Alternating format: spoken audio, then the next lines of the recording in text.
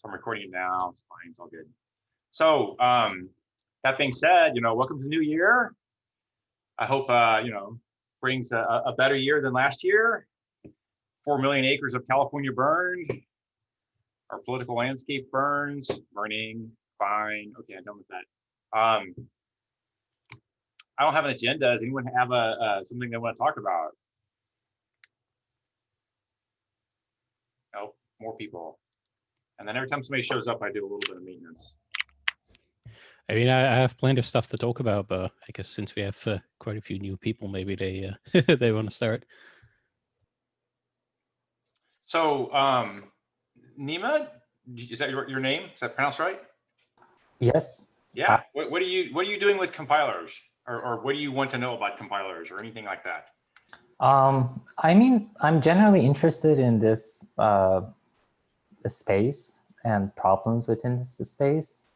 I think more recently I've been more involved in implementing calc engines for spreadsheets and what goes into that, which has some similarities with things like build systems, and that general area has a bunch of very interesting projects going on. For example, there's this project called LLBuild, which is like a C++ framework to tackle build system-ish like problems. And they have built a bunch of really interesting projects, like production projects on top of that. For example, there's a Ninja layer on top of that they kind of like bootstrap the build of, I think, LLVM with that. They've also done a layer so that things like interactive repos can sit on top of that for Swift playgrounds, for example. Which is very interesting because that's like a compiled language. So it sits on top of the LLVM like compilation toolkit, but it gives you like a interactive repo. So I'm generally interested in things that go into that. But I guess my interest at this point with respect to this project is like finding some good core primitives so that you can build a calc engine on top of that.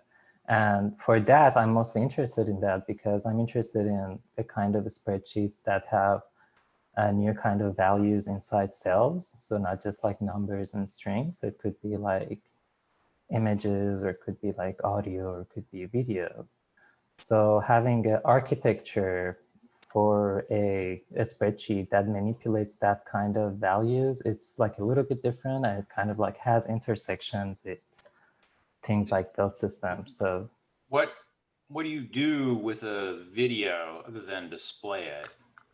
Well, you can get like, say like you can have like different video clips, right? And you can compose them in all different ways. Like you can horizontally concatenate them or vertically concatenate them, or overlay on top of each other, like whatever FFmpeg, for example, does with video clips or audio clips. Like you can cut them, you can add filters on them, you can, like for example, suppose the Zoom video that we're seeing, right? It's a bunch of video streams kind of like composed together. Right. So the video is not the function. The video's the base primitive, like an int or a float, but you have operations that take two ints or two videos and do something with them, produce a new video. Yeah, gotcha. And then that combines with, other things that you've generated with the formula, and then you combine them to get like a new value, and then that combines and so on. That's kind of cool. Yeah, I think it's really fun. I think for me, it's like implementing that kind of thing and actually have it working is really source of a lot of like learning experiences. And yeah, it's an interesting problem domain, and there's like very deep like technical challenges behind it. And in the end, like it would help building interactive software as well. So yeah, it's interesting to me.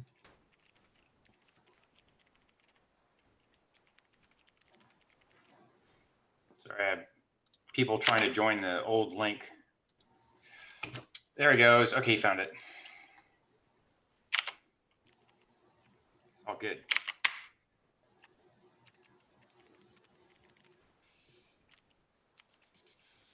And then, so Will, what are you working on with compilers?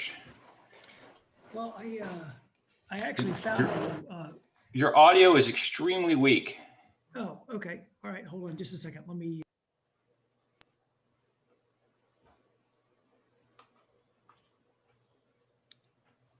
Hey, Mark. Happy New Year. Yeah, Happy New Year. Yeah. A bunch of new people. I'm just getting a hello, how do you do out of them. Will's trying to sort his audio out. Aaron, where are you? There you are. Yeah, you want to go while Will sorts his sound out? We'll just cut in when you get your mic going. It's all good. Sorry, I think that this is better. I hope it's a little bit. Oh, better. that's much better. Okay, so Will, sorry, let's go back. So Will carry on. Sorry, I didn't mean to. Ah. I'm a professional. I can use Zoom. Sorry. So my name is Will. As you can tell by my signature here, I found Dr. Click a long time ago, actually, when I was doing my dissertation, and it's on static binary rewriting. So I was doing a lot of compiler-ish stuff, and ran back into you again when I decided that I wanted to implement JVM using Rust because I wanted a reason to learn Rust. Oh, that's a big project for learning Rust. Okay, fine.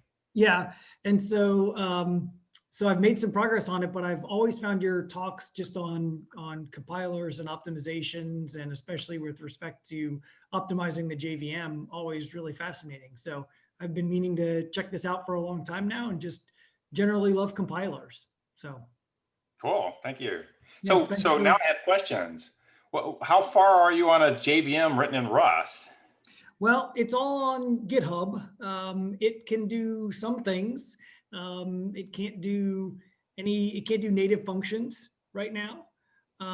Is it interpreted only? Yes, interpreted only. Yes. And with Rust, are you interpreting it at the Rust level, or are you dropping to assembly to interpret it? No, I'm interpreting at the Rust level. Okay, yeah. Yep. So it's just basically at this point, it's a giant loop that goes through. There's the concept of threads and things like that, and it's got all the concepts in it. I just kind of decide what program I want to write in Java and write it in Java, and then just try to get it to execute. And I continue on that loop over and over and over again. Right. Do you have a garbage collector? Say again? You have a garbage collector? No, not yet. Okay. No. And there's certain things that I've decided that I'm not in the standard that I'm not going to implement. Yeah, okay. It's just like, I'm not going to do that. Right now, my big hang up is just trying to get native functions so that I can start doing things that are interactive with the system rather than just, sort of internal to the JVM. Right. Yep. Cool. Yeah. If anybody here is really interested in it, throw the link in the chat. Yeah, I'll throw the link in the chat. Yep. Does it have a name? A catchy? Yeah, it does. It's called Respresso. I think I've heard about this before. Did you do a lightning talk at maybe one of the conferences about this? I think I'm pretty sure I've heard about this. Okay. No, I haven't actually, but I'll throw it in. I'll throw a link into the GitHub into the chat, and then you can, maybe see if it's the one you're thinking of. Okay, thanks. Yeah. Well, thanks again for having me, and I'm gonna go back on mute and kind of lurk, and I might ask a question or two. Yeah. It's all good. Anyone else want to chime in? Oh, Aaron. Yeah, your turn. Hi. So I'm at Twitter, and we have an enormous amount of Scala code. And I'm on the security team. So my interest in compilers is less like writing a new compiler as finding out good ways to know what is actually happening in behind a lot of our Scala code and figuring out ways to use things like the type system to try and track that. So I was interested in, say, AA's type system and wondering if that would map well onto a question like, I'm going to mark this field server only, never send it to the client. And then right before I send something to the client, be like, assert, there's no server only fields in this data structure. Right. Is that going to break a whole lattice system? So what I have right now is a blend of Hindley-Milner and forward flow typing. So Hindley-Milner on steroids, but it's a different kind than the usual ML folks head down, like a ML or Haskell, the like have a different variation on things.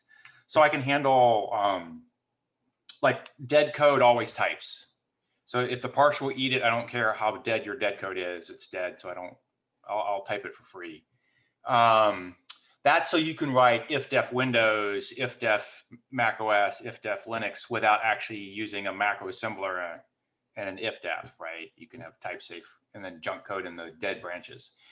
I can do individual attributes on fields. The only one I have right now that's exciting, the base type, and it's fully type it first. So you don't have to do any types, just whatever. If you want to add a type, you can, but if you don't, I'll just infer it. But there's a final write notion different from a final field. So fields can be mutated during deserializer, for instance, and then declared final when deserialization is done.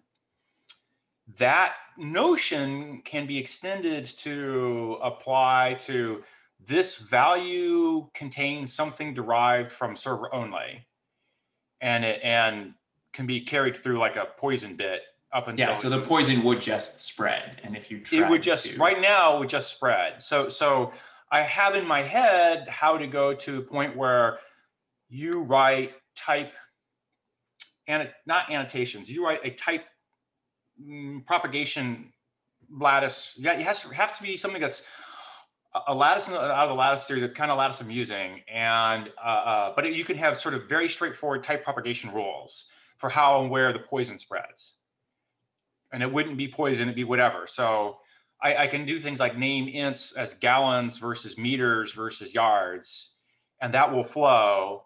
But there's a rule when you come to adding meters and gallons, I'll blow, but meters and meters I won't.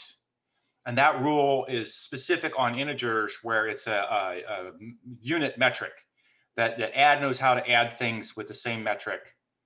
And the basic, well, multiply and divide do something different there, but there's a basic metric notion on numbers to help people do physics math in a type safe way. But you could use it more generically to throw at something and be like, exactly. Hey, you're adding SQL to HTML. And this doesn't escape something, dude. Right. And now you get an error book. Yeah, exactly. So that's the future that it's not there yet. But it could be because the type system will totally support it. I don't have a mapping from a textual format that you wrote into the type system, but I could. That's sort of the piece that would be missing there. So there's a theory that says I could get to where you're headed. I don't have it right now. I understand how it would work in a theoretical point of view. How about that, Maples? That's the piece that's different. And then I say I have a Hindley-Milner working. I have strong theoretical evidence that I can mix my two different type systems. So standard forward flow typing is what you get out of C or Rust. And Hindley-Milner is what you get out of functional languages, Scala, for instance, Haskell, ML, all those guys, OCaml. I have a strong theoretical evidence that they can be mixed in a useful way. I don't have a good, fast algorithm, so I'm giving up over Christmas and implementing the bad algorithm, which will do the right thing and maybe be fast enough anyhow, and I don't care. Just to see how it goes. I mean, AA is my playground here, so that's that piece.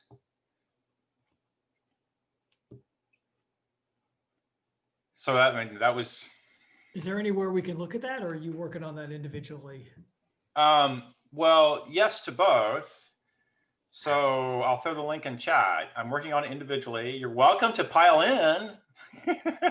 Not that anyone has, but they could. I think somebody a long time ago whacked my bill a little bit to make it more friendly on whatever, but there it is. I haven't actually messed with builds on other platforms very much because I'm still messing around with this thing. So, right. So mostly there's a giant README that has a lot of little toy examples that get a little bigger at the bottom. And I have more bigger examples that I haven't thrown in the README that are works in progress. Mostly because I'm waiting on the type system to come around on the Hindley-Milner plus.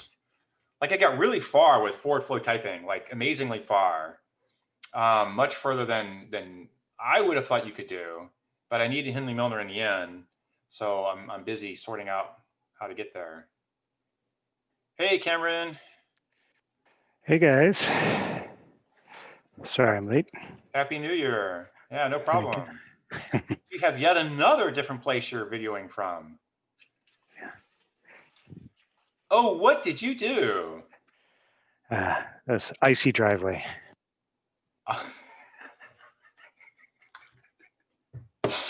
I pay my weather tax. Thank you very much. I take my ice when I go to it. It doesn't come to me. But thinking about your driveway, did you slide all the way down it into the road too? No. So some new faces today, I think. A bunch of new people. Yeah. Welcome, welcome. Yeah, Cameron's well, and Mark too, long timer. Actually, York's been here a long time as well. Yorn, Matt's on. That was a lot of, I don't know, it's a mix. Fine, it's a bigger crowd than I thought I'd get. It's all good. And we were just talking. See here, Will's doing a JVM from scratch in Rust. Nice. And right, exactly. Yeah. And actually, honestly, Will, you know, we did it in C++ with really stretching the limitations of the language and without a lot of compiler support that Rust comes built in. So if I had to redo a JVM, I've said long ago I wouldn't do it in C++. Honestly, Rust would be I think a really good choice here. There was a lot of yeah, I think there's a lot of language stuff that really goes along with the two together. I think there's type containers in Rust that'll let you do things like reference counts automatically on things, and I think it just sort of, I'm hoping that there's not going to be that I could take advantage of some of that language support to not have to do some of the runtime stuff that I would otherwise have to. It was all about the memory management gains. What the company? And that was the failure mode, was manually tracking. There were 2 or 3 major fails. One was, well, honestly, one wasn't major. One was just known. Volatile keyword did shit in C. I mean, it did what it did, but gave you no guarantees. So what it did was it refused to remove the load or store, which meant it was fine if you're poking hardware that was memory mapped hardware. But because it gave no language level guarantees on ordering across threads, it had no cross-thread meaning whatsoever. So we had to implement our own read and write barrier macros that would port across. Like HotSpot got ported to a dozen platforms and a dozen CPUs, and I did like 5 or 6 ports personally. It's like, suck.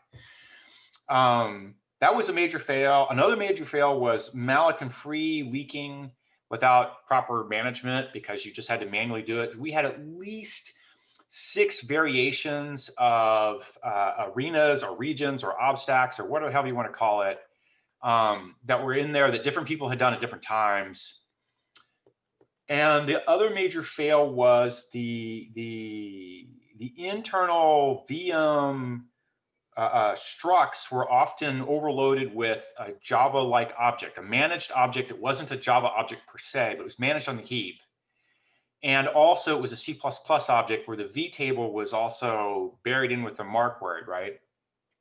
So it was very convenient when you rapidly crossed the line between a Java object, like the thread that a user in Java land sees, versus the thread object the VM sees, right? You could cross that boundary for a clock cycle. But that meant that your C++ code had a GCable object as its base pointer. This pointer was a GCable object, which meant if you ever went across a blocking call, the GC might happen and the object would move and your this pointer is screwed. So tracking all those bugs was this nightmare, and there was no type system support. So you would ask for, Aaron, you'd ask for like, security, this field should never escape the server, right? I wanted a thing that said, this function call never calls a blocking call. So it calls a bunch of nested things that go down 15 layers, somewhere in the bottom on some very weird, rare off path. It calls a blocking that only rarely takes a GC cycle, that only rarely moves this object. And once in a blue moon, you're dead and you get a crash. And now what the hell happened? It's just a nightmare to debug these things. So, Feature, not bug. It does seem like you want that to be a type error. oh yeah, totally. Oh my God, I so desperately wanted that as a type error. There's a bunch of other stuff we had to hand roll build that you probably, but like the reference counting, probably not terribly helpful.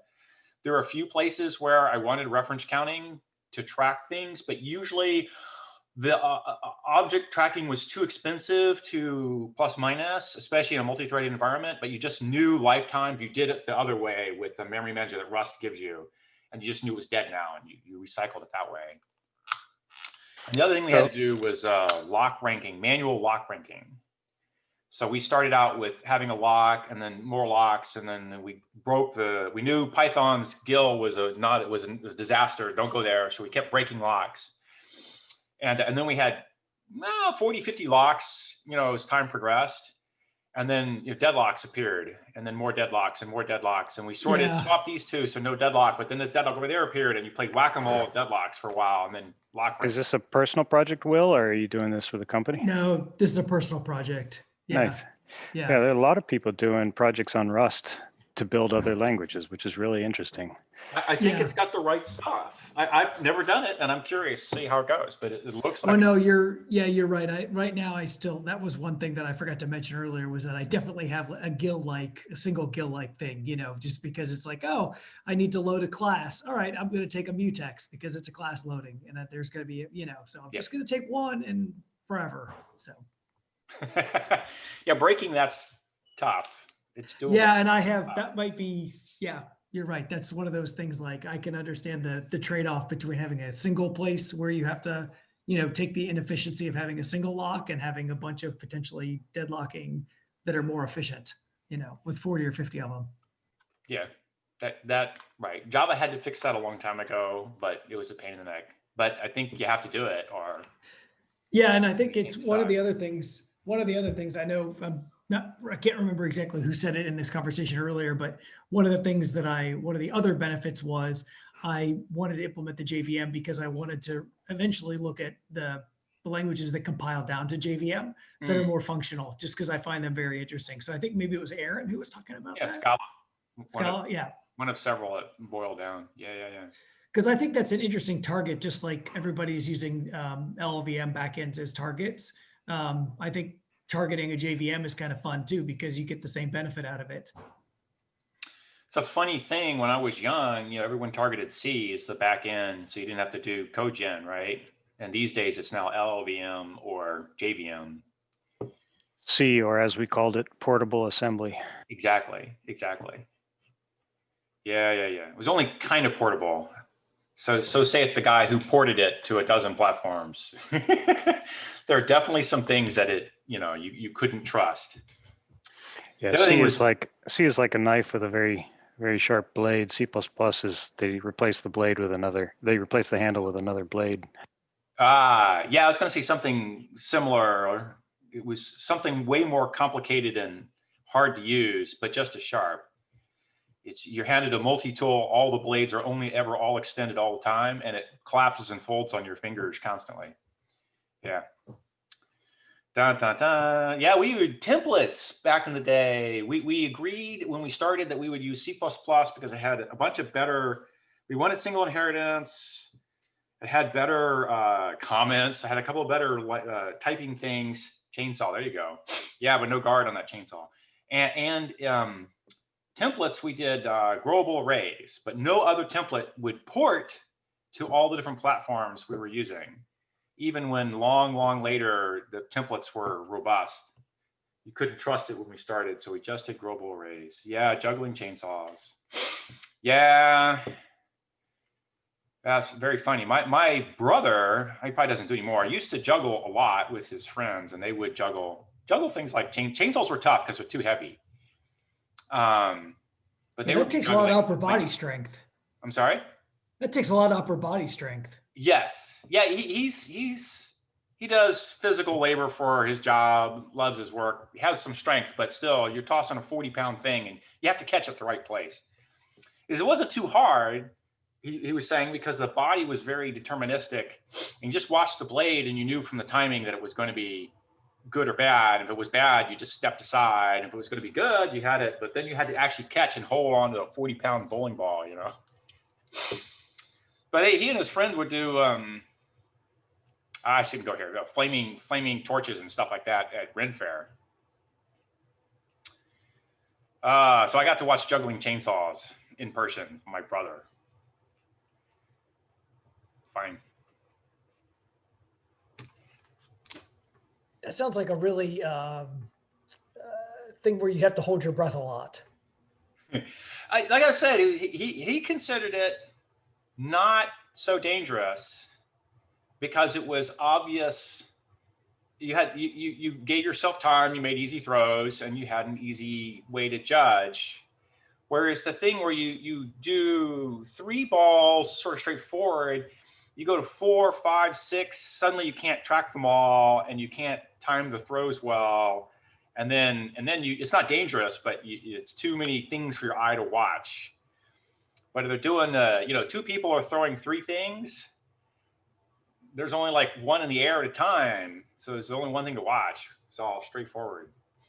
So say it's the guy who's repeating from somebody who did it, but I never done it. All right, what else? Rust as a language implementation strategy. What other things did I ever want? What does Rust do for multi-threads? Does it have a multi-threading story? Does it have a cross-thread? Yeah, it does a good job of keeping you from accidentally using something on 2 threads. Okay. Yeah, that's the idea of the borrow checker, is to make sure that you can, when you are running with something, you are the one who owns it. And you have to go really out of your way, not out of your way, but you don't get special. Yeah, you have to ask special, and you really get most of the allocations happen on the stack as well. So I thought borrow was for lifetime tracking, so that you come and go, but you're saying cross thread as well. So you actually get personal ownership. I believe that's correct. Is that right, Cameron?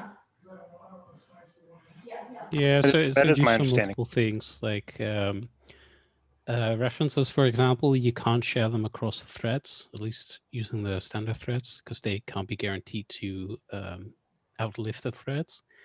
There's some tricks where you can use scoped threads from some libraries that let you do that.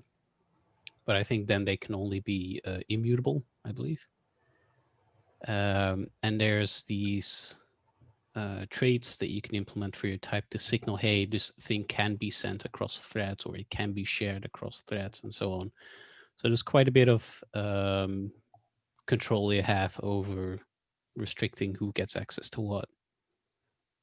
Okay. So the obvious question that follows is that the obvious heavy use case for a multi-threaded structure is a giant cache, where lots and lots of folks do things with giant caches that are all being pounded on by multiple threads. So what do you do with a multi-threaded cache? Well, so the values themselves... and the values themselves are then shared. Right, yeah. So typically what you would do is you would sort of mark this surrounding data structure as being safe to share, safe to, whatever. And then the internal values, they don't necessarily have to be that. So you could have, say, a concurrent hash map where the hash map itself is shareable, but the values are not, because they are moved in and out and only one thread at the time can use them. When you say values, you mean the key and value for the table, or the internal table structures? So there's the value that's stored in the table. Okay, so the value that's stored in the table is typically intended to be shared as a result from the database lookup. Yeah, so in that case, there's a whole bunch of different ways you could approach that.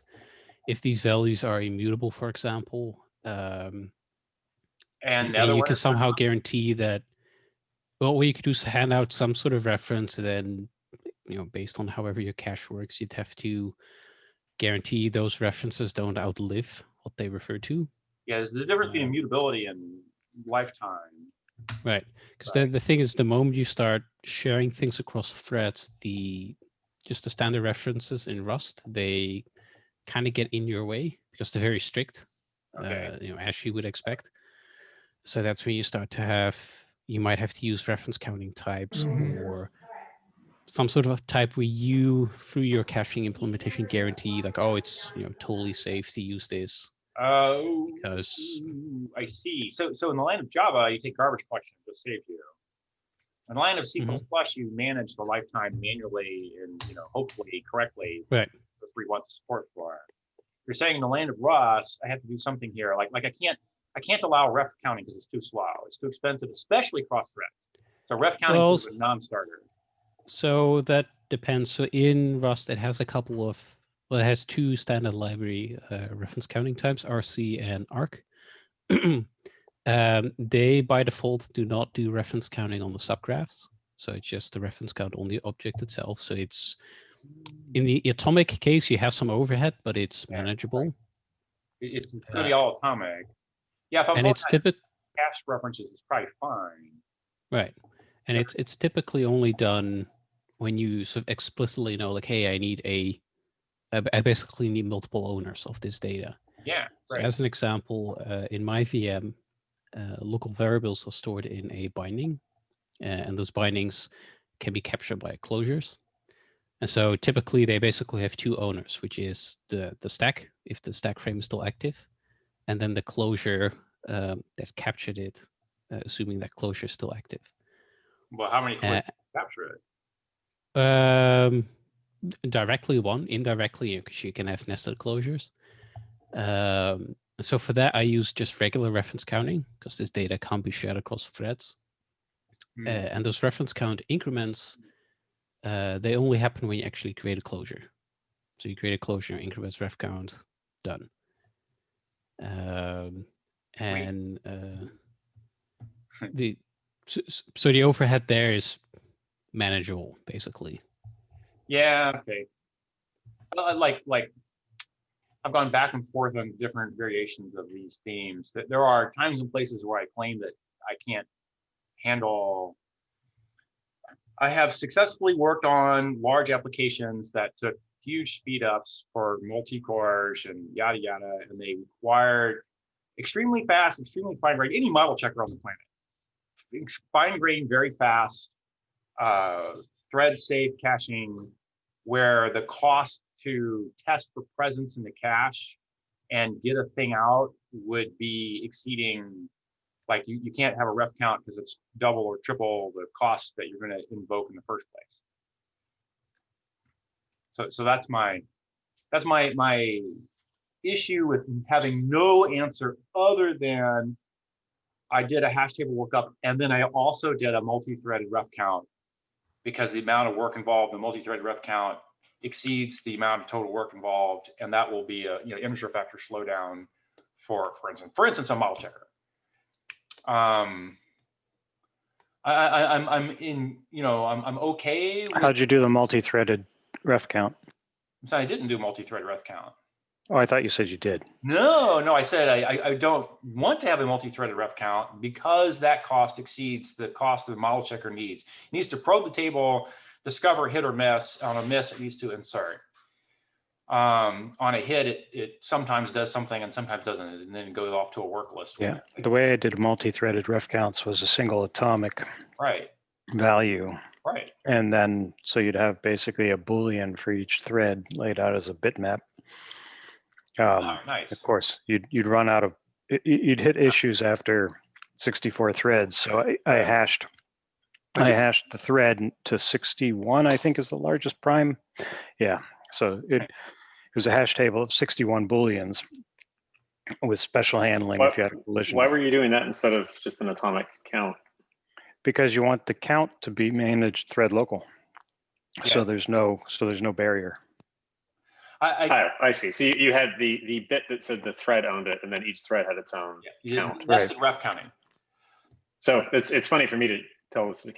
So in coherent C++, I had to solve this problem, and I had a similar solution, but I had an atomic counter for the multi-threaded ref count, But then whenever a thread took it, the type of smart pointer, then smart pointers that were on the stack formed a doubly linked list. So if I go to reference something else from the stack, I just kind of borrow its reference. So you get the same effect as what Cam talked about. So each thread would only increment the actual multi-threaded ref count once typically. And then as that thread passed references around, it was all completely on the stack. You get the same effect, but not limited to 61 or 64 threads. But the handoff from thread to thread was yeah, the handoff from thread to thread, you went through a CAS, but once your thread took ownership, it could pass that smart pointer around without ever going back and touching the thread safe counter. Okay, I guess I was thinking there would be multiple owners possible, right? Yeah, I mean, every thread that was currently touching it had incremented the count, but then moving that smart pointer around on your thread, you didn't have to go back and mess with that. But two threads could CASing that count. Two threads could be owners and doing local counts as well. Yeah, so if two threads were working on it, this shared object would have a reference count of 2, but each of those threads may have 50 references pointing to it, but they haven't incremented that count. They're doing basically managing a thread local count, doing thread local but count. Not through a thread local. Right. Oh, I didn't mean thread local as in thread local. I meant local to the thread. I meant it in the generic sense. Sorry. Stack, probably. Yeah, well, okay, wait. You said you have 60 odd bits for hashing a thread to 61, right? Yeah. And then once you've decided that you've updated the global saying this thread is ref counted, then internally that thread has its own counter, which I assume when he drops to 0, he releases. When it drops to 0, it releases its bit, right? Yeah, that makes sense. You had to do a one-off to get away from. Yeah, because you can do reference counting all day. Yeah. Within a thread. Yeah. And it doesn't make a blip of difference performance-wise. But as soon as you cross a memory barrier, as soon as you have to flush something out of cache or get a fresh read out of memory, you're screwed. Okay. And that's why pointer compression, for example, in the JVM works so well, right? They can spend extra time just swizzling the pointer bits. Yeah. And it doesn't really cost anything because those are all wasted cycles anyway. Meaning the CPU would either be swizzling the bits on the pointer or waiting for memory. So swizzling the bits and then waiting for memory has no cost. Yeah. Not zero cost, but close to zero. Right. So conditionals on conditionals on registers we used to consider them super expensive. They're now free. Right. No, I was thinking that you constantly update. If you were constantly updating even a local counter, you have a lot of write back traffic, which goes against your memory bandwidth limitations. Which right. I don't know where you're at with that now. Back when if it's on the stack, the number it was counted. If it's on the stack is going to be mostly in cache. Oh, and he'll stall the write backs on cache. That may be true. So the issue for x86 has been running out of bandwidth. I can still make it run out of bandwidth in one core, really easy. And if you're constantly writing because you're doing constant ref counting, you would imagine constantly having write back traffic to main memory, polluting your bandwidth. Except that I know he takes all kinds of special shortcuts on the stack. In particular, he knows stack objects are extremely short-lived, and I bet you he stalls write-backs to stacks as long as he can. Yeah. That would because stacks are basically on x86. Your stacks are basically your register, your general register file. Yeah, your extended register set. Yeah. Well, maybe that is free then. Okay. I never liked ref counting for even the add to one to location single thread, but maybe the cost has gotten low enough now. Yeah. Well, I don't generally like ref counting, but when you need it, you need it. Right. Well, that's if you're looking for hard limits on lifetime versus like a garbage collector will get all those things, except that he doesn't get the lifetime. You have drag after the last use. And Matt, since you're our librarian, you can find everything online. There is a paper somewhere that talks about the costs in a large-scale system of garbage collection versus reference counting. I've seen these things. Yeah, and it shows that basically the trade-off curves where garbage collection ends up using less CPU in a large scale system. Small scale, I think reference counting always wins. But in a large scale system, you end up using less CPU, but twice as much memory, roughly, something like that. I don't know if anyone's seen that paper. Yeah, Does there's a that couple remain of roughly those. constant over time, or do they That was switch fast, Matt. places? Yeah, Emery Berger. Oh, Matthew Hertz. These are both good guys. And I have certainly seen many papers from them on this kind of a topic. Yeah, there's a bunch of them floating around. There's also some blog posts where I think somebody compared Swift versus OCaml and a bunch of others, and this was in response to Chris Latner, I think, saying, "Oh, reference counting is totally fine, for Swift. What's the big deal, basically?" Well, that was Not supposed quite to those be one of the words. things that Apple did with the M1 is they put something in silicon to make their reference counting faster. Yeah, One it's of the reasons the basically- M1 is supposed to be so fast. It's like JVM on the chip, as we had was up until a couple of years ago. It was JavaScript, where some CPUs had JavaScript-specific instructions. Oh, and I haven't heard about this. There were a lot of JVM-specific instruction chips way back in the day, and then they all petered out because JITting won. But there were definitely people who were trying to interpret bytecodes and stuff. Yeah, I think I for still want JavaScript the- it was because it uses floats for everything, and I think there were a couple of instructions where they specifically took advantage of that to make certain low-level operations faster. I still want a Lisp machine. Well, I played on those back in grad school. Yeah, I wish I had one. Oh, I see. It wasn't terribly fabulous. Cool concept, and the garbage collection in hardware, inspired a lot of other things, but wasn't terribly fast. It was fun to watch it. That was back in that day. It was Lisp and AI were going hand in hand. So Navy, I worked at a lab where they had a couple of big symbolics machines doing AI related things, and the Navy was paying for it because they were trying to get a smart autopilot for a submarine, and they had a lot of money they were throwing around, and it was like, here's a submarine that's the size of a small living room that's unmanned, nuclear powered, can live for 20 years, entirely self-driving. What do you do with it? Well, you drive it through the Baltic Sea, up the Moscow River. It moves 5 miles an hour at super quiet mode unless he thinks there's anything going on. Then he settles on the bottom of the river and waits for a month. Then he moves 100 yards and waits for a month. No one ever sees it. No one ever hears it. No one ever finds it. Makes it to the middle of Moscow with a nuke. Once a day, it listens for the special signal that says it's time to blow up the world. So I bailed out of that project. There was some crazy ass shit going on. It was Cold War, big time. Ref counting. Oh, here's another one. Bacon was another good guy. Yeah, so that's a paper I came across, I think, like a week or two ago. Bacon's been dead for fine. No, I think David Bacon is still very much alive. Okay. At least I'm pretty sure he still is. This is a paper from 2006, 2007, something like that. I came across it like a week or two ago because I've been redoing my memory model. And along the way, I was like, if I'm going to redo everything, maybe I should reconsider garbage collection. And not so much because, garbage collection bad, but kind of the point, like, I'm going to redo a whole bunch of it anyway, so maybe reconsider the options that are there. And this seemed like a pretty interesting paper because essentially what it proposes is single ownership, similar to Rust, but they have a slight different take to it where you don't have lifetimes like you have in Rust. You do have references, and when you create those references, they will increment a reference count on the owned value. But again, they don't traverse the subgraph, so it's pretty cheap.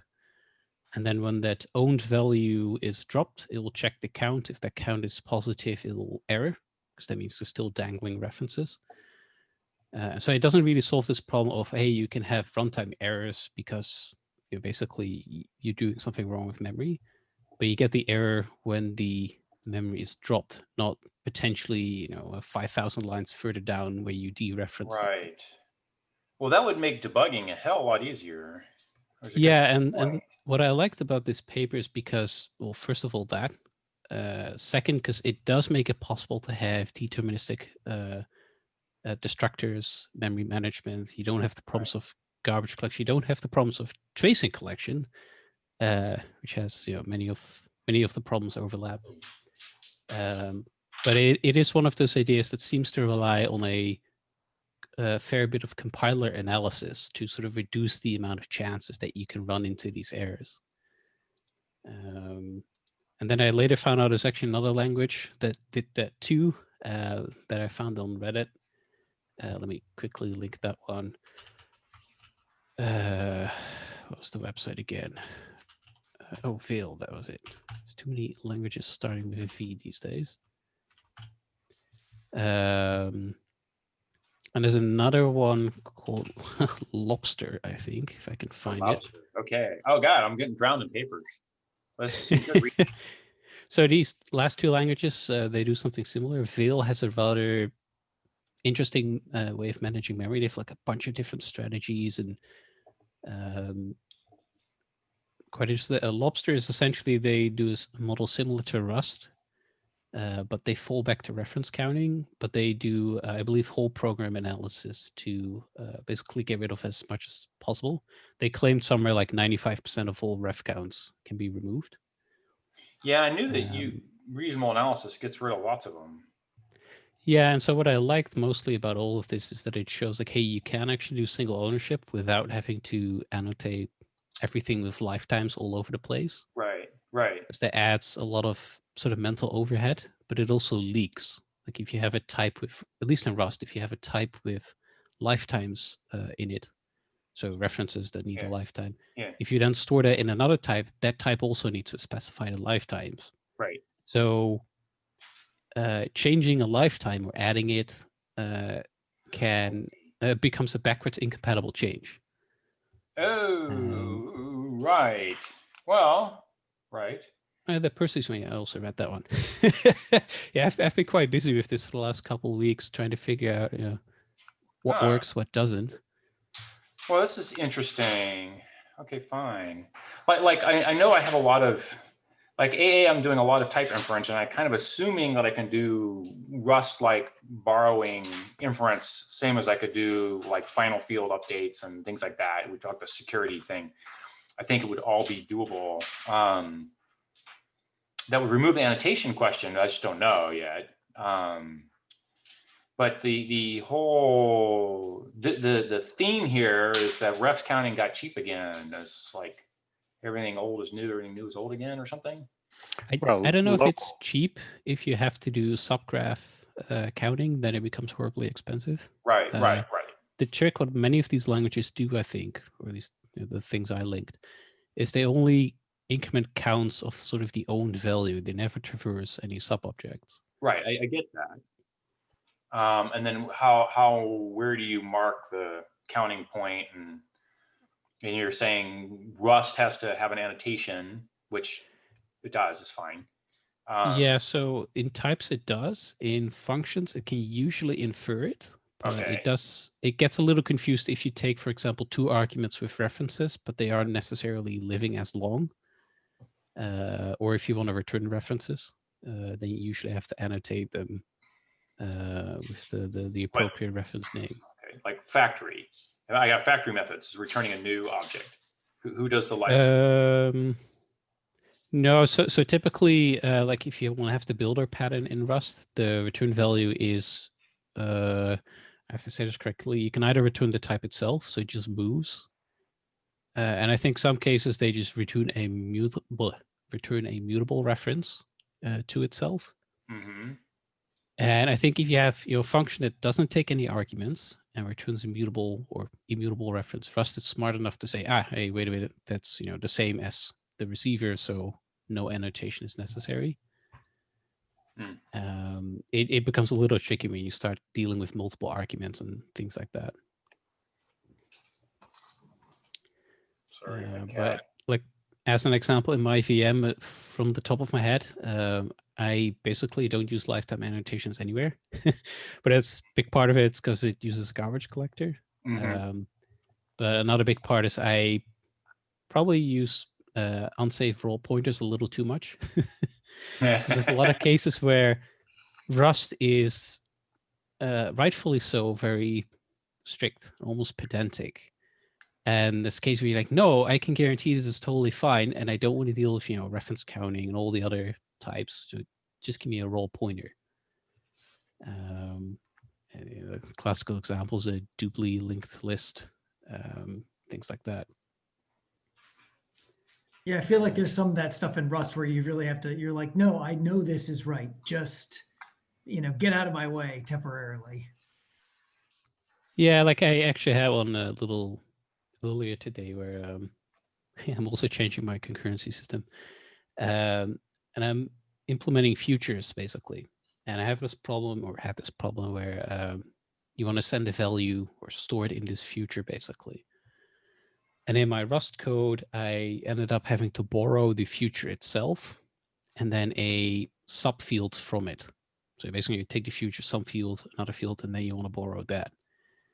And Rust doesn't like that because it doesn't let you sort of borrow subsections of a structure. It's either all or nothing. Right.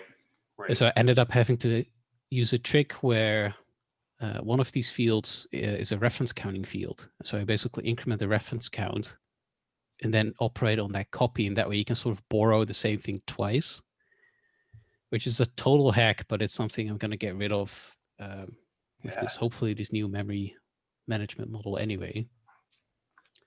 Yeah, you can occasionally run into those cases where you either have to borrow something twice, or if you have sort of jump through hoops to get it to work. So how far along are you, Will, on the JVM? As I was saying earlier, it's one of those processes where I write a program that I want to execute, and then I try to get it to work. So, I can class load all of the standard library essentially, and I can execute things. I can do a lot of anything that's typically anything that's self-contained in Java world in a single thread, I can do. So like a gzip style thing. Yeah. Yep. That's right. Yep. And you have no foreign functions. That's right. No foreign functions. No IO. No IO. That's what I'm working on right now. Gotcha. Actually. Yeah, because I want to see, it's like, if I can't do hello world, I can't really show it off to anybody. Yeah, I mean, it's all great that I could do loops and addition and integer operations and all this sort of fun stuff, but IO is very overrated. I know it is. I know. Yeah. That's why do you think I want that list machine back? I don't need to do any operations that interact with the world. There you go. The hardest program for a compiler to write, the first thing you do with a compiler and the hardest thing you ever do with a compiler is to make hello world work. Yep. Because it's got a function call, it's got a var args, it's got IO, it's got foreign function interface. It's like a horrible mess. Yep, exactly. So anyway, that's where I am now. It's actually been kind of but like somebody was talking to me I was listening to a podcast the other day, and it's like, you like a project so much that even the nitty gritty stuff is kind of fun to have to deal with. So, that's where I am right now. Sounds like a cool thing. Do you plan at some point to be able to draw a pixel to the screen? Oh, so a long time from now. Yeah. As soon as you get foreign functions and you get that's right. interface going, a lot of that stuff should just unlock. That's right. That's right. Yeah. But I'm hoping in retirement, and I'm not going to tell you how old I am now. So don't worry. Well, I think your hair's got more color than mine does. So I could guess there. Yeah. Well, that also indicates how long I've been working with the JVM, because I feel like there's some relationship between that and maybe. Yeah. So. I'll claim most of these hairs came with children and not with. Oh yeah. Them, but you know. Yeah. Yeah. There I we go. unfortunately have to drop off, and I don't mean to do that to be rude, but I really appreciate being invited. No, you come and go. People all the time drop. They have. I do it in the middle of a work day. People go to work. They have things going on. It's all good. Yeah. Well, I'll see you guys again at the next one. Thanks again. All right. Happy New Year. Oh, next one will be back to Friday. Okay. Instead of Saturday. So Fridays at 10 a.m. Great. That's the current theory. I'll put announcements on Twitter and stuff. 10 a.m. for those of you unfortunate enough to live in California. Where else would you live? Did you get my picture this morning, Cliff? Oh, that was you. I didn't have your name. I was like, some person wrong numbering me. Yeah, I see. This looks like it's awfully cold. Oh, I have to go self-view. So I get this. I was late. Phone, but from an unknown number. So I'm like, somebody got a wrong number. Didn't make the connection. It's all good. I was trying to tell you I was late because the lift was slow. As opposed to you fell on the driveway and had to get your handset. I did have my first skiing fall today. Okay. So 18 days and one fall. So. Well, as long as a good time was had by all, it's all good. Well, maybe, you know, what's the COVID story there? Mostly you're on the slope, so it's freezing cold and you're not near anybody. I don't go near anybody. That's that simple. Everyone wears a mask in line, and when you're on the slope, you're not close to anybody. Not close to anybody, yeah. Yeah, we walk downtown Sunnyvale every other day, go get Starbucks or whatever, and while you're downtown, you wear a mask, but it's easy enough. So Nima, I don't think I've met you. What, any interesting projects on you? Make it shorter this time. He gave a long talk before you showed up. Oh, sorry. Oh, yeah. I'm generally interested with core primitives that tackle build system problems.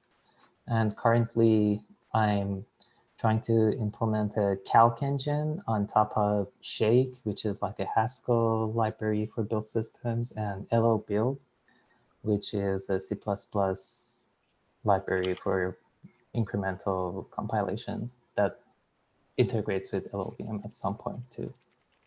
Cool. Yeah. So when you say build system problems, what's like the main thing I should be thinking about? I think if you're interested about that, there is a paper by Simon Peyton-Jones, also the creator of the Shake build system, and also somebody at Jane Street who works on build system problems. It's called Build Systems a la carte. It's a paper that essentially maps this whole general problem domain and kind of like puts together, kind of like, you know, breaks down build systems based on the kind of features that they provide. I'm just gonna paste the link. Yeah, paste the link. Like I've long ranted on various. I put one in. Broken build systems. That's the link. Thanks, Cameron. Yeah. Okay. And have implemented quite a few myself because I was mad at whatever else. And I'll never let Gradle touch my projects ever again as a broken build system. Gradle was the worst by far. You survived C++. Gradle is nothing. Oh no, Gradle was just broken. It was slower than Make by 10x. It was really broken, like actually broken. It would just fail to build things it was supposed to build. Cliff, though, you didn't just use C++. You also used the C++ compiler from Sun. So anyone who can survive that can deal with Gradle. Like I said, we very carefully, what you want to call it, trim the feature set of C++. I was trying to say something less polite to make it work. But we also had to use C++ from Microsoft 20 years ago. And we used whatever was Cfront was coming around of AT&T. So that was Visual C++ 1.52C, if I remember correctly. It was stuck on that version for like 7 years because everything they had after that didn't work, and everything that was before it didn't work. Didn't work. It could be. we had some hard limitations on what C compilers we could do, and we had hard limitations what we did with them. It's fine. I remember the Sun C++ compiler was so broken. I opened up a bug against that destructors ran too early, too late, too often, and not enough. And that was the title. And here's all the cases. Like, excellent. Yeah, we took the Sun C compiler, C++ compiler, to doing the Solaris build. Like when I came there, HotSpot really wasn't a thing yet. they were just starting it as a port of anamorphic self system, and we were doing C++ on x86 at first because that was the startup team, and I piled in, right? And then the hardware side said, God, you have to have this damn Java thing running on Sun hardware. Well, we have to have a Sun port. Well, we have to have a C++ on Sun. So we grabbed that compiler, and it had issues, and we had all kind of cross-platform things. And I think the hardware guys were beating on the compiler team at Sun to fix their bugs. So we eventually got versions of the C++ compiler at Sun that would at least do the subset that we were doing, that were sensible. I don't know where you hit it, but I guess I had an in to getting bugs fixed. Well, we bought Sun, so they eventually. That was our solution. I left before Oracle showed up. Thank you very much. Yeah, when I opened that bug, it was like right at that point, and Sun was very responsive. Oh, really? Oh, nice. Okay. What was left? Yeah, Sun was pretty sucked. Really cool projects, really cool engineering, a lot of good stuff.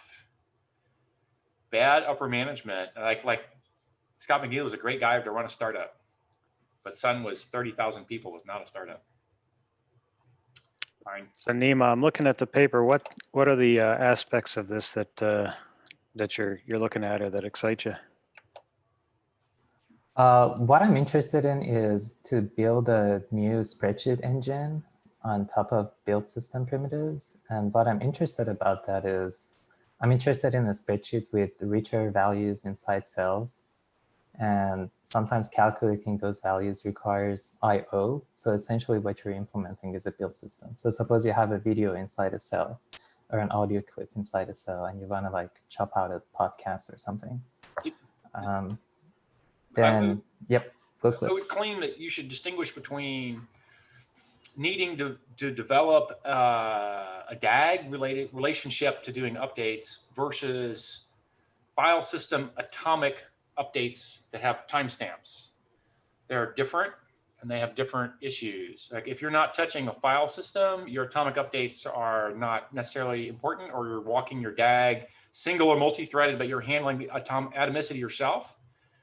And if you're going to a file system, which a build system typically does, they have to get atomic file updates correctly, which Gradle did not, and some other systems did not. And that was one of my primary complaints about these things. Make does. So are you interested in touching a file system and having the build system, what you're calling a build system, be maintaining permanent state on a file system that it can incrementally improve on? Or are you interested in doing incremental updates over a large DAG of which maybe it touches the file system, maybe it doesn't, but it has videos and it has whatever? I think the file system is not primary here. I'm imagining mostly like an in-memory like lookup table for operations that I'm memoizing. But the multi-threading would be important, and I think the DAG would help that. So the dependency graph, you kind of declare that, and then there would be like there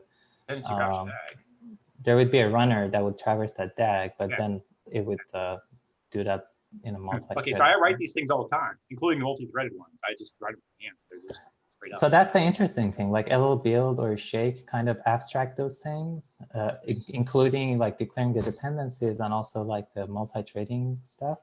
Yeah. And they also give you tons of like helpers for like file system-y kind of things. So what? Helpers for what? For doing, file system kind of like creating temporary directories or like copying files, things like that. Yeah, that's a different rant I have on build systems, not on what you're doing. So never mind. I should go down there with Cameron at some point. Yeah, so I mean, in general, I think LL build would be an interesting like core primitives for me to like build a calc engine on top of. Yeah, okay.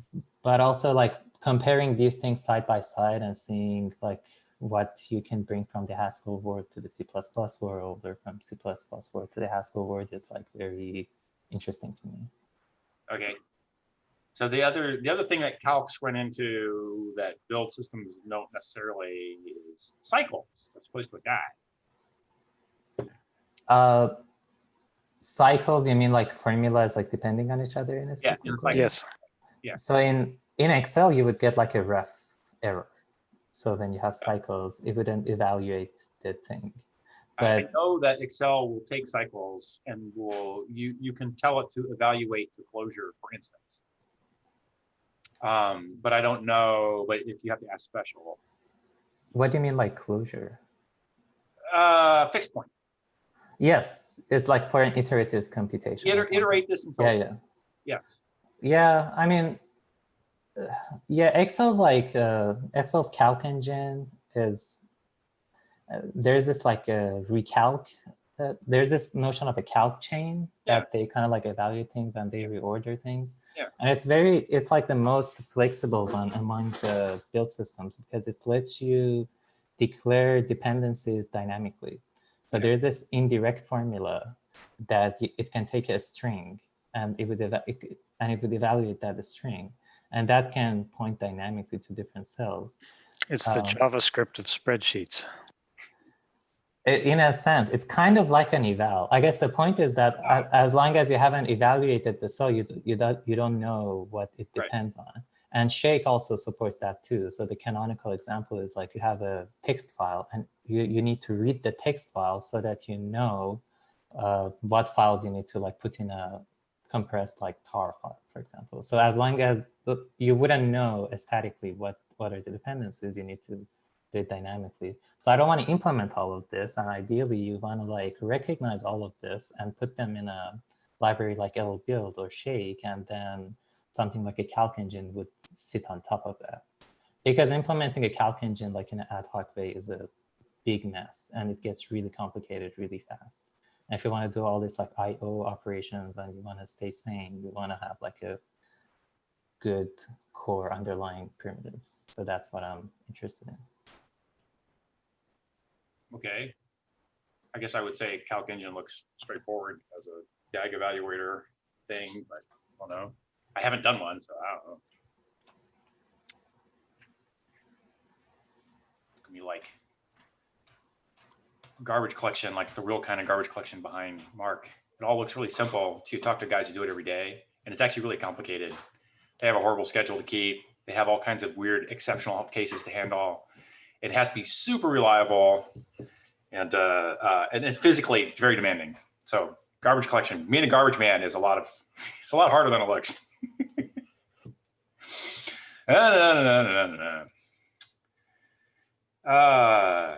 Another build systems. Yeah, I've done a lot of hand roll build systems. Fine. Hand roll make. How to do this one? Okay, what is this paper though, Cameron? This is Microsoft doing something. Yeah, that's the one he was referring to with Simon and two other authors. Oh, Simon Peyton Jones. Oh, fine. Yeah. Okay. Oh, and a discussion about what it means to be correct even. Yes. What does it mean to be correct? What does it mean to be minimal? Right. The main thing I have with the usual way build systems are done is that there's a lot of, I want to say, turds getting produced that are side effects of your build step that left around that then accidentally get used by some other step without being declared in the build system, such that when I hand out the build system to a new person, it fails immediately because they didn't get these turds pre-built magically at some prior iteration. And we all didn't realize we were depending upon these things, right? So one of my rants on build systems is they should not allow you to leave any turds behind, but you're allowed to make a temp directory, and if the build succeeds, temp should go. And you should have some outputs which are defined, and they go back where they go. And if the build fails, the temp's left around, you get your error message, you got all the bits are present, but you don't get to leave crap lying around because that's just asking for trouble down the road. And I had a lot of that kind of fails at H2O that I had to beat on people manually. It was no support, of course. So it was a manual effort to claim, no, you left this around. And the easy way to do it actually didn't cover all the cases, but an uneasy way to do it was we had a fake new user who would log in and do the new user setup and the new user first time build, and then the new user first time test run. And that was part of the nightly Jenkins builds because people would hack the build system and would work fine on everyone's desktop except a new user who didn't have this leftover turd that you were dependent upon from some prior iteration of the build system. So yeah, the other issue is that the build systems tend to be very language centric. So you look at Gradle, for example. It's like, well, Java does it this way, so all languages must do it the same way. Yeah, we were doing Gradle for R, for Java, for R, a little bit of Scala, for 3 different documentation systems, for variations on JUnit builds, for all kinds of testing harness things, and just what a nightmare. Never, ever, ever, like I said, never, ever Gradle again. But if all you were doing was a Java project, it would have been fine. Yes. Like a simple Java project. If all I was doing is a simple Java project, I wouldn't need Gradle either. I just shell script. Be done. AA is written in Java, and I'm using make. It's just fine, but it's very simple too. It has no excitement going on there. So Golang definitely had as one of its design goals that you don't need a build system. You can just point it at the main file and it'll find all the rest of its pieces. Yeah, and this is where I go back and forth on it. The issue is, if I'm only writing Golang, this is great. If I'm taking Golang documentation, I'm running it through LaTeX. If I am auto converting to PDFs and HTML web pages, suddenly I have a build system that's doing more than Golang. And now I need to have a build system that the Golang part does what Golang does, maybe, but the other parts have to do something else, right? And that's the whole point of the build system. So I get what I guess Nemo's doing here. He wants to have something where it's not just Go, it's not just calc spreadsheet computation somehow flowing. You were talking about having videos where the cells held videos and you're doing things and stuff. And I get it. Sounds cool. But now even network IO can be also another thing. Yeah. Where you want to like launch them in parallel and you want to like cache them and everything. And this is exactly a layer that can be abstracted away. So I'm more interested in figuring out what that layer is by having an application written on top of it, basically. Right. I get it. There's another project in this space is from Facebook's Simon Marlowe. They were working on this project called Hacksale. And that's, again, another thing for parallel fetch of IO and also storing it in some sort of a cache for API calls. And like if you want to hit a database and you can batch those queries, like if you want to get information about like 10 different users, like that abstraction kind of does that for you in the background. It's an interesting design space. I mean, when it gets to like an actual build system, of course, it gets really difficult because of, the things that you described about like, oh, there was like all this like intermediate files left and that wasn't accounted for in the build system and that's a headache. But I guess like from my perspective, I'm not thinking of it right now as like, okay, I want to build like a real life project. I want to like compile LLVM using the build system that I'm making. I'm more just interested in. Mark, didn't Brian just build a new build system for Workday? Yeah, and it's kind of, well, I won't describe it as well as he did, but it was kind of the idea of like what we were saying with Go. You pointed at a Java project and it's like, oh yeah, I know how to do this. And there's no build files, right? It just knows how to do it. And then there's plugins that makes it know how to do other things, not other languages, but like, oh yeah, I know how to produce other artifacts. But yeah, the kind of goal is you just have a standard layout to your source code and it does the rest. Yeah, for Java. Okay. Right. So back when I started hacking C, C++, the notion of a standard layout of directories for where your source code went was still kind of in flux. And Java kind of nailed down a specific layout. which meant that you could make some assumptions just by saying, this looks like a Java directory. Let me go follow source main Java, source test Java, blah, blah, blah, blah, blah.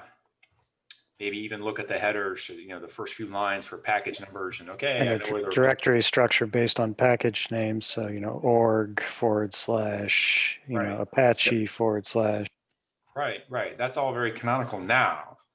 So maybe you could go do that now. All right. Well, I'm going to. But it does have the side effect though, where every project now on GitHub, you find the first piece of actual code 17 levels down because of the combination of that and Maven or Gradle. Right. And GitHub, to its credit, gives you the short link while I'm probing down. Suddenly it gives one link, says source main Java, our blah, blah, blah, Bing, right? Thank you for not making me drill 15 times. It used to make you drill, trust me. I guess one thing before we finishing, I would feel sad if I don't mention it because it's more related to the compilers. It was so the same efforts are going on for Rust compiler, and there's this library called Salsa, and it was an attempt to kind of like abstract away all the infrastructure that they had for the Rust compiler for their incremental builds. So they kind of like took that away and have a layer that kind of like vertically integrates with like all the phases of the compiler. So it's kind of like a caching layer, so that whenever you want to give feedback to the IDE for completions and things like that, they would, they're kind of structuring their compiler in a different way than the Unix style of, okay, run the GCC, get feedback, iterate. It's like some parts of, as you're developing, as things are changing, you get incremental feedback from the compiler. So that's where kind of like everything has started. I saw that Salsa project in Rust first, and then I saw LLBuild, which is trying to do essentially the same things with the LLVM toolchain. It's an interesting talk as well from, I don't know, Matt, you probably have the link, but no, yes. Not that one. The Anders Helsberg of Microsoft, I think it was talking about how their latest generation of compiler, it's not built on the traditional, like I have one thing that lexes and it hands off tokens, and it goes to a parser and that hands off an AST, and that how he was explaining how I'm going to super simplify it, which doesn't do justice to what he was describing, but how they've done it more as an event-driven system now. So, fairly complicated, even persistently stored data structures representing the various data structures of compilation, and then how they map changes to source files into that. And a lot of it is because the IDEs themselves now require a significant level of information from the source code. And 10 years ago, the common way we handled it was you just reparse. On every keystroke, you'd relex and reparse the file. Mm-hmm. Because keystrokes are infinitely slow, right?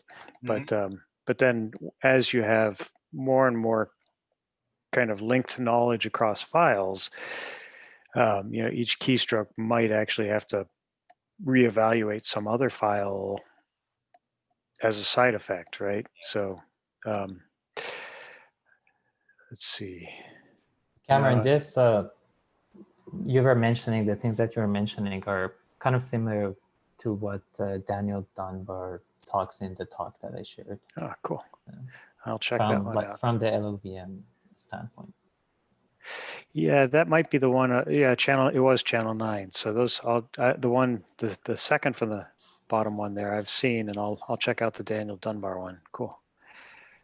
The one from PC is also worth a watch. The one about responsive compilers. So that's related to what Nima just said, because that's actually about Salsa, and it's essentially the same design. It's, I think, called query-based compiler design, when you don't organize your compiler as a processing pipeline. When you first build an AST, then you analyze the AST parent-time translation unit, and then you do code gen, but you only do this as a kind of a database design on an as-needed basis. If you need to analyze this function because that function uses, then you are going to incrementally compile code just for that function that you need. And it does work quite well with IDEs, anything that requires integrated development environment, anything that I think is also using language servers or language server protocols. So whenever you need some kind of integration, maybe analysis tools. It's quite interesting. I wonder when is it going to hit the textbooks, because it seems that it's fairly recent, but also a lot of people talk about it. So meanwhile, textbooks are talking about parser generation from the 1980s. So there's a bit of a disconnect. I like your shirt, Mark. It should work. Exactly. First step here, show your shirt to the camera, please. If I'm ever on life support, this is every IT response you ever get. If I'm ever on life support, unplug me, then plug me back in. That should work. He's working here. Excellent. Well, I'll have to say there is a lot of links to go chase down today. It's like 50 hours of reading from a 1-hour call. Yeah, exactly. Oh, Matt's going at it again here. Holy moly. Hey guys, sorry for interrupting. I also had some short question about maybe a little bit out of topic. It's more about trying to increase ILP with some compiler passes. So the question is simple. Do you recall any projects where people are trying to merge different functions in, let's say, LVMIR, when this function are doing unrelated stuff, but they can be executed in parallel? For example, I have function A and function B. Function A is doing integral mass, function B is doing FPU mass, and basically merging them would increase the ILP, right? Because they are executed on different ports. They don't do congestion on each other. But yeah, it's tricky, of course, to merge the functions. You could think about some subset of some language where you're allowed to do that, and when you're not. Is one calling the other, or what's the dependency relationship? You basically have function C, which is calling function A, and then function B right after. So I've done this kind of stuff all the time. This is like high performance computing stuff for eons upon eons. Yeah, it's only interesting if it's in a loop and they're unrelated. So you inline them all in the loop, and you need to sort out the control flow between the parts so that they're independent, and then you let the optimizer go out from there. So sort of the major, like half of what I do the sea of nodes for is because it just lets everyone run independently anyhow. So I claim that one is sort of fairly straightforwardly done by recognizing you have a hot loop, inlining A, inlining B, and going to town the inline version, except that maybe you can know more that you have a single entry, single exit A and a single exit B, and that therefore because of this, and there's no memory correlation, they want to be like this, but that's a graph IR hack. And then you let the IR sort it out from there. Yes. So you say that so what we have to do is just basically inline both of them and then just hope that compiler will just generate. I would start by recognizing a hot loop, because you can't inline everything or you'll die. And then inline them both and see how far that gets you. And if that's not good enough, then go to the next step. So the next thing coming on here is that as soon as you have a hot loop and big complicated functions, there's always a memory bandwidth balance issue going around. And you're typically out of memory bandwidth long before you're out of compute. So ILP is totally freaking meaningless here. It's all about memory bandwidth. Typically, you can get to where ILP matters. There are calculations, Mandelbrot's in a tight loop don't do any memory. So, but the usual story is you're way the hell more bound up by memory bandwidth. And now you want to do the least amount of memory for the most amount of work, and you want to make sure you're reading these parallel arrays. You're in a hot loop calling A and B. They're both reading from some big arrays. Make sure you're doing everything you can do on those big arrays in that one loop. because you want to touch one row of the array, do everything, touch the next row, do everything, and then x86 will pipeline the hell out of that and do all the right things. But first, make sure that you're touching that array only once, or you have a set of arrays. Typically, you touch them all only once. Do everything you're going to do with them and never touch them again. That's your big win, and ILP will fall out of the wash afterwards. Otherwise, you're choked up on, I did a load, but it didn't come in from memory because the memory is loading here and loading there and loading there and loading there, and then that's all the time, right? So it's not ILP, it's all the loads, which are stuck behind all the memory. Okay, interesting. Mark, you're going to say something? It just sounded like you were going into software pipelining there. Yeah, yeah. That would be the next step. But to get to where software pipelining counts, you have to first sort so many other things. Yeah, that's true. Software pipelining is a win if you can feed it fast enough that you need to screw with execution, functional unit layout, timing to deal with memory. Usually you can't feed it fast enough, the memory bandwidth. Cat, why did you poke the door if you're not going out? And so yes, thank you, exactly. He's my antique cat. He's not a kitten anymore, but man. So do you pronounce your name Saeed? Yes, Saeed. Saeed, yeah. So, you know, what Cliff will tell you is that the answer to all these questions is a sea of nodes. But this but one isn't that what allows you to do the inlining in the first place?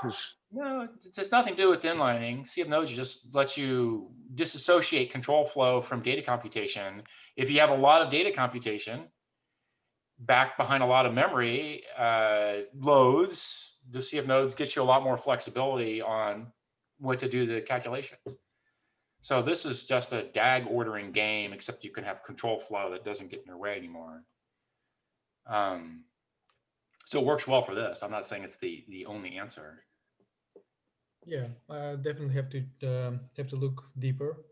Yeah. Of course, I just made very, very simplistic PO, like proof of concept, where I have just title loop, which is just doing data computations and not memory accesses. But yeah, I have to experiment with more memory memory. Right.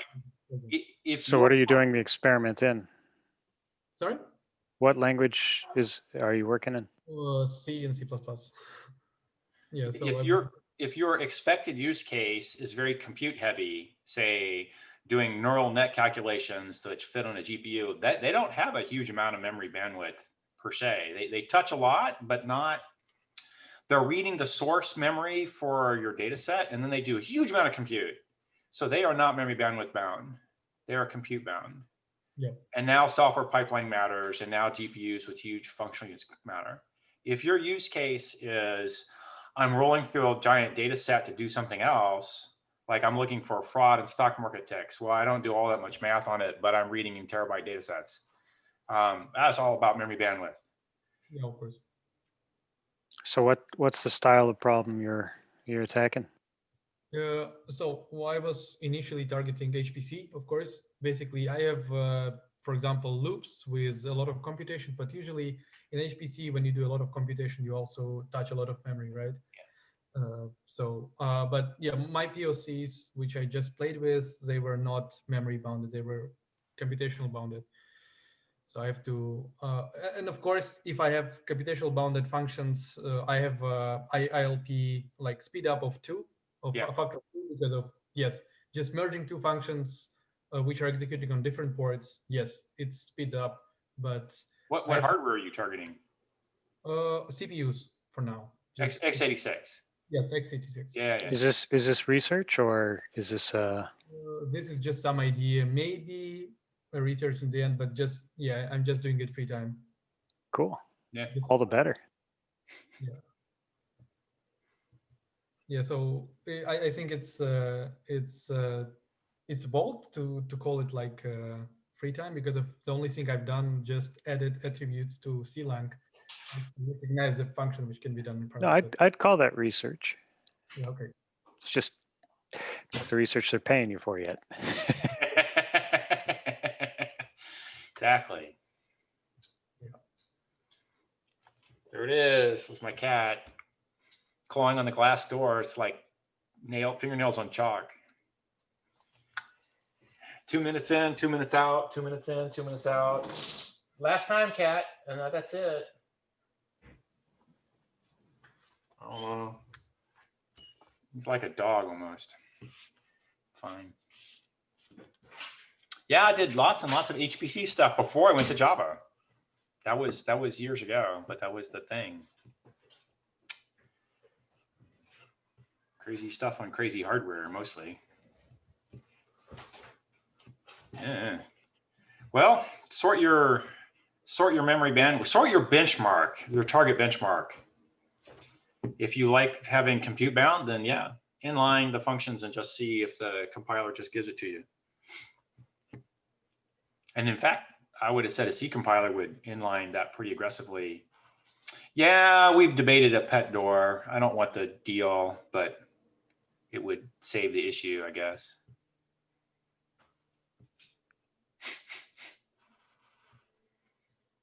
I've had them in the past and never liked, they didn't seal right, and the raccoons would come in. You can lock them. Right, and Lisa's like, no, you can lock him. You don't have to deal with this. I'm like, I don't want the door to be half wedgied in and out. No, whatever, fine. I like raccoons. Not in my house eating my cat's food or on my table. They're very cute, adorable out the back door. Tell them about the If they're not in the trash. When they get in the trash. Came out to the back door and they were like talking to my cat, and I was looking at them out the back door and they were looking at me like, you know, like right outside. Like 3 inches away from each other with heavy glass pane. Looked very cute, but no.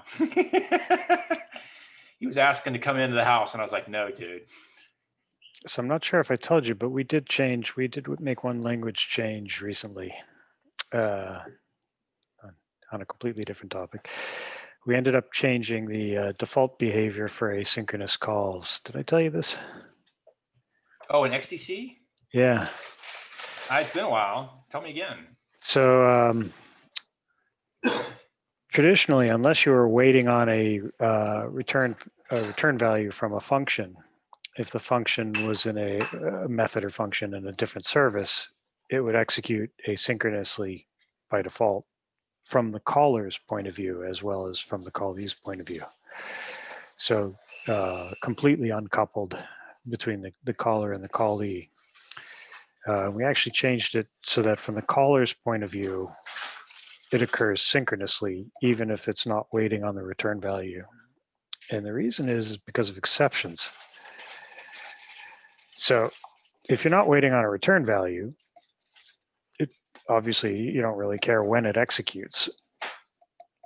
But if you consider the possibility of an exception as a form of result, suddenly if it doesn't execute immediately, who catches that exception, right?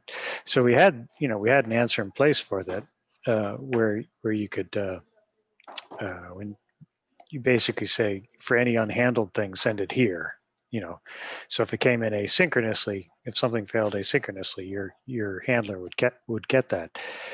But the problem was if you made an async call, did something locally, made another async call inside a try catch, right? A typical developer looking at that code would say, all three of those things must complete without exception. Otherwise, it's not going to finish this try catch unexceptionally, right? And because it could be executed asynchronously, the first line of code might not execute until after you leave the try catch. So we changed it so that to get that asynchronous behavior from the caller's point of view, you had to actually make it explicit. I did a thing at H2O addressing the same problem, where if you made an asynchronous call, you got back a future that you must take the result out of, and that's where the exception will get thrown. Now, the trick that made this more convenient or easy or whatever was that when you got your your future back, you could immediately apply it to a delayed blocking point, Right. that could handle millions a second of these things. So extremely high flow rate. But that's with the future. So Yeah, you get a yeah, right. So it's an asynchronous call. So you had no guarantee on when the result was ready, right? But if you didn't care for the result, you still had to take the future and Right. stuff it into a block for everybody. And at some later date, you grab the block, everybody blocking point and said block for them all. And it'd be millions and billions. You didn't care. And if somebody threw, you caught your exception then. But you declared via that mechanism the place where the exception would appear if it was going to happen. So you're writing stuff here. This was blocking, yeah. So you call foo asynchronously, and I would claim there was a result that came back that you must, here's your future in the last call, and you must apply the future at some point. And the easy answer was I gave you at a bulk block that just took any count of futures. And then you blocked on the bulk block whenever you wanted to, and that was when you declared all your async calls had to be done. And then the other challenge that we're trying to sew up, so to speak, is that, you know, we've seen, for example, in Java code, exceptions with futures get lost, not because of Java, but because of programmers, right? I mean, Mark, you've seen this. Right. I did this in Java, and I only did manual correctness of boilerplate. If you skipped a boilerplate, they would get lost. Yeah. Mm-hmm. Didn't have any compiler support for this. Right. So what we ended up doing with the async calls, you'd now say, you know, you could say service dot foo, and then we insert a caret, and that means let that one go async. So that's the explicitly async. Right. Now, where do you catch the exception? So in this case, 3 in a row that are unrelated, and then you catch all the exceptions. And what's the? In this case, the exception comes asynchronously. So if it doesn't end up doing it as a blocking call just by flip of the coin, and it comes later, then it goes to that exception handler that I was describing before, which is the unhandled. It's the service has a handler associated with it for unhandled exceptions. This is on the caller, the calling service, right? The caller's unhandled exception handler. Right. So basically, the caller says on its service, it says, "Hey, if I miss anything, send it here." So I was theorizing that there was. So in this case, the try catch does almost nothing because so it those doesn't are actually catch those guys. Okay. It could by flip of the coin, right? Because it's a thread scheduling thing. Do those 3 execute? Do any of them execute before you leave the try block? If they do, then it could by flip of the coin catch the exception. That seems a little weird, though, right? When you've said it's explicitly async, like I'm not sure how that's a scheduling thing anymore, right? It's not executing logically. It's not executing on the caller's thread, even if implementation wise it is. It seems those exceptions would have to go to the unhandled exception handler. So in H2O, you could be right. In H2O, I did a thing like this where you got a future back. You could ask for it at any time, but if you threw it on a block thing that said do it later, right, you just pipeline sync them at a huge rate, and then at some later date you had to call the block on it, and that got all your exceptions rolled up all at once. Well, the cool thing is the compiler knows. So, for example, we could say service foo, and because that's an async call, I could say service foo, you know, then do ... and handle some exception. Oops, sorry, this should have been a closing parentheses. I can't type well. So will an exception ever bubble up from one service to another service? Or if I'm going from one service to another, I need to return an error? So if I do try service foo catch whatever, that will, because it's not an ace. So from the caller's, it's still asynchronous, but from the caller's point of view, it's blocking. Right. The caller believes it's synchronous. The Correct. implementation under the hood did some remote procedure call. Could have inlined it, or Could what, not. you know. Right. Yeah. Right. Yeah. H2O did the same kind of thing, except that I took Java, ran Java code, so I had to take Java exceptions. So you totally get exceptions cross cluster. Right. And they would go back to wherever the caller was, and that was a crucial part of the programming model because people made mistakes and the errors blew up wherever they blew up. But yeah, part of the challenge that we found is that it's with asynchronous invocations, it's very easy to very easy to lose exceptions. Yeah, I claim the right answer is you want compiler support that demands that if you're going to be asynchronous, somehow you got a pending that you had to block on, and that's the programmer then specified, and here now I'll take all these exceptions. But the blocking part of what you said doesn't seem to be inherent, right? You need a way to say, I will receive exceptions, but you shouldn't have to block in order to do it, right? So in ecstasy, it's this is where you deliver exceptions, right? Right, yeah, right. And the reason, okay, so this is where you deliver. When you get to that point, you have to now block until everyone's done with any chance of throwing an exception. So what we have that makes it really simple is the what's called an async section. I'm going to put ... instead of writing code here, but you'll understand what that means, right? So service.foo. Yeah. So basically, you do a using block around your async calls. Okay. And so what happens is those calls get infected with the async section. So that's where the exceptions all go. So you can do a single handler like that. So that's the equivalent of an async try catch. That's very similar to what I ended up with, except I was not lexically scoped on my blocking section. Right. No, I stole the lexical scope concept from something Mark did. Yeah. That's not a bad answer. Ultimately, you know, the thing I did ultimately was almost always, oh no, we had two different use cases. If you were going to block, it was lexically scoped. If you were not going to block, you just wanted that feature a little bit later because you're going to launch a couple things in parallel. You would do a local future get, which is essentially a block with a different one. You could have done it lexically scoped. I could do that with lexically scoping.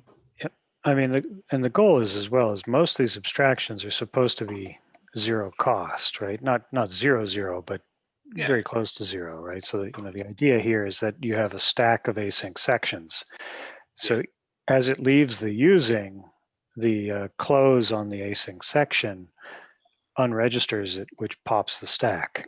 So it's a very low cost abstraction. And basically what it means is that each cross-service call, I have to add one word to the calling convention just to carry the identifier of the handler. That, in other words, if there's an async section, I need to associate that with each call. So in my model, the block is your one word, and it's just got a list of handlers that get futures get thrown onto it. Except that in practice, the futures are all completed rapidly, sometimes instantly. Right. We rolled them up as fast as they came in. It's very similar, actually. Well, that's very heartening. I like that style we ended up with H2O. With compiler support, it would have been really good. No compiler support, you screwed up, and then you died the obvious death. The other thing we did with using is, I hate to call it syntactic sugar, but it is. The compiler analyzes the thing that you're using, and it determines whether it's closable or not. Try with resources? So using is a try with resources. Okay. So using is the C# version, try with resources is the Java version. We support both because they actually both look good depending on the use case. So Anders doesn't always make bad decisions. The so the idea is that you can sometimes it's a subclass that's closable, and the general case is not. So you're using something from a factory, so it may be closable or it may not be. So the compiler knows if the compile time type is guaranteed to be closable, in which case it produces a much cheaper piece of code. Otherwise, it actually generates the runtime type check that says, is it closable at runtime, in which case I'll call close. Right. So it's a one, it defers a type check to the runtime, and the other, the compiler handles it. But that actually turned out to be really handy because now you can using on anything, and if it gets subclassed, if at some point the thing that you're using on gets either decorated or subclassed or whatever, so someone adds a close to it, then it automatically picks that up. So minor detail, but a nice one. Oh, and the other thing that we added is that close takes an exception. So that's what's missing from Java and C# is that when you're using or your try with resources terminates, you can't determine if it's terminating exceptionally or not. So it passes a nullable or exception type as a parameter to the close. Right. Interesting.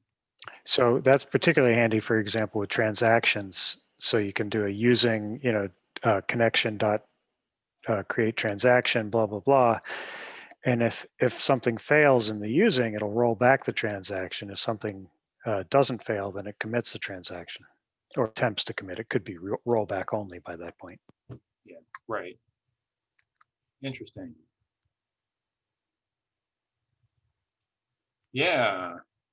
Well, I never liked, try with resources, okay. Not like try finally. Try with resources, reasonable. Except Well, try with resources is a try finally.